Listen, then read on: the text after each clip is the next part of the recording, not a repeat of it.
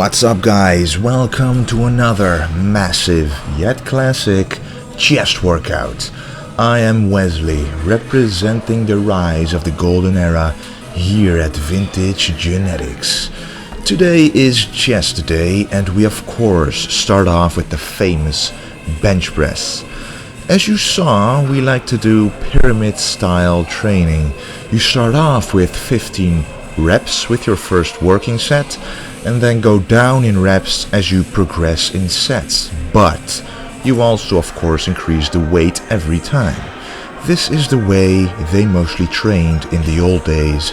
It is an old school way of training that has always worked before, and it certainly is working for me.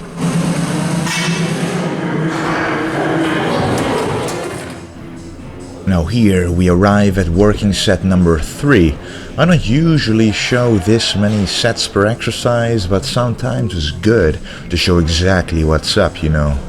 Pyramid style training is a great way to test your strength, because every set is a different rep range, which makes it much easier to track how much weight you can do in a certain rep range. And as you can see, it's only the last 2 sets, like this is the working set number 4. It's the last 2 sets that I'm really starting to struggle, as you can see right here. And that's kind of what I'm aiming for every time I do the bench press. I try to warm up / preserve strength for the last sets during the first few sets, so I can go all out during the last 2 sets. Which makes this exercise great in terms of time under tension, volume, and progressive overload.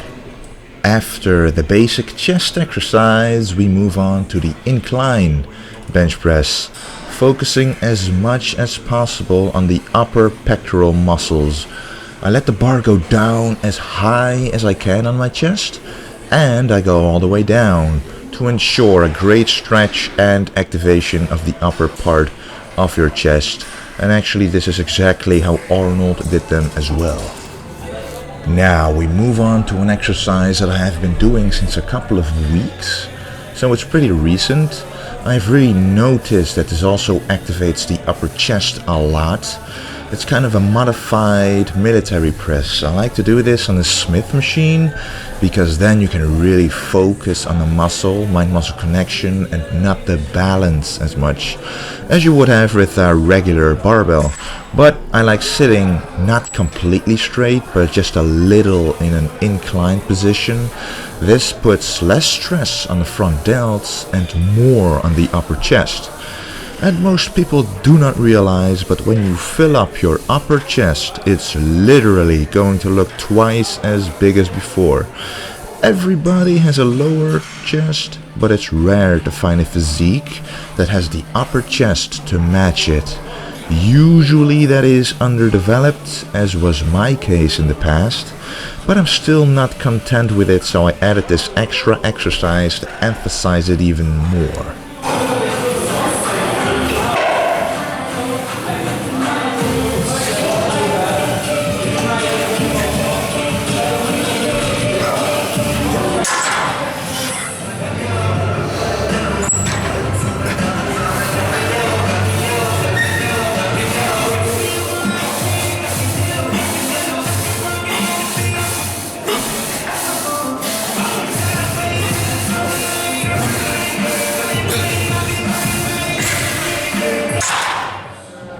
My favorite chest filling exercise is this, the flat Dumbbell Flyes.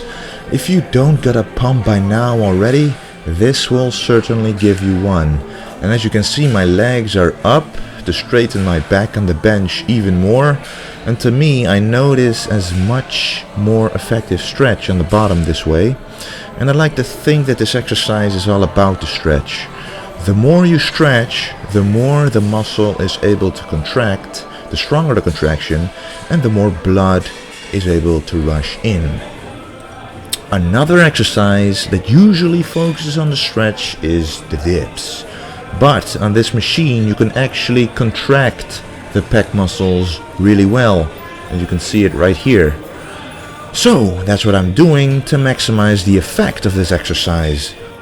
Lean forward to put as much stress on the chest as opposed to your triceps as possible.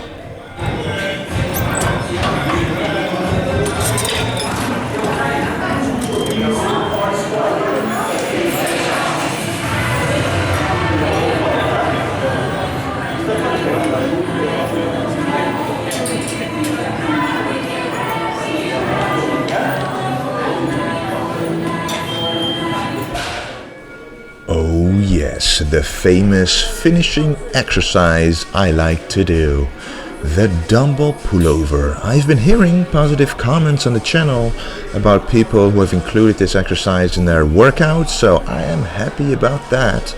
It's good to see a classic exercise being performed again.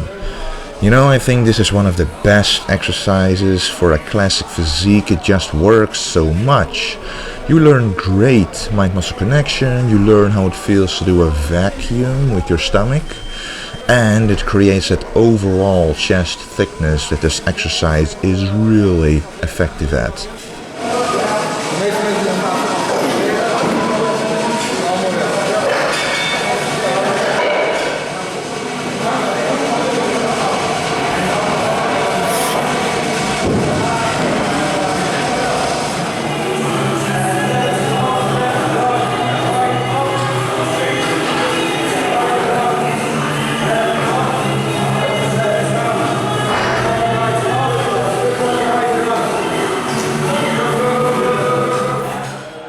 The side dumbbell lateral raise, yes. I always do this one right after the chest exercises.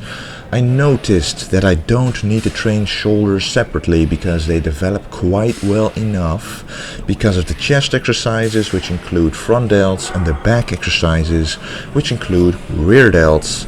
So all that remains is to focus twice a week on the side delts. I also include some rear delts during back also, but yeah.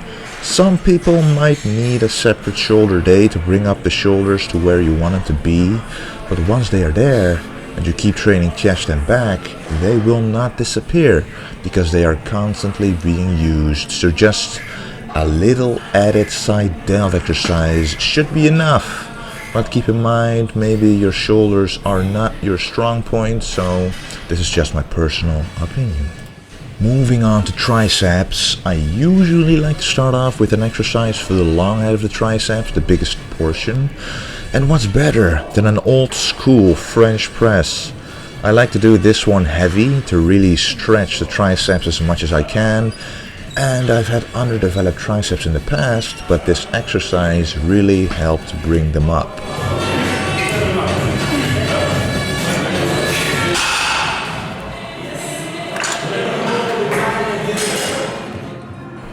Now, because I want a small head of the triceps to grow a little more, I pretty much always include the rope pushdown.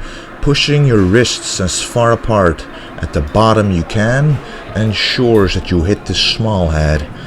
I don't know if it's noticeable, but you can see when I contract the tricep, the small head is a little more involved.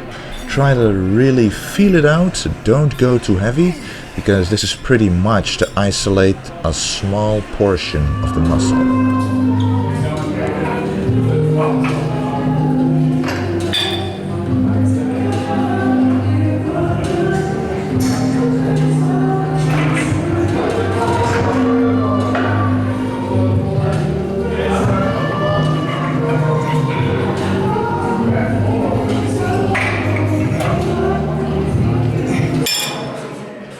Last exercise of the day, the single overhead dumbbell extension. Yes, this again focuses on the stretch, but as you come up, you can contract the whole triceps, so it's a complete exercise to finish off with nicely. And as I've said before in other videos, I like using the principle of filling up the muscle first, getting a pump, and right after that stretch it out with a specific exercise like this. So I first filled up the triceps with a lot of volume on the rope pushdown and then stretch it out again on this overhead extension. To me, it just feels much more effective, Like the stretch feels more predominant, so there's more tension on the muscle this way.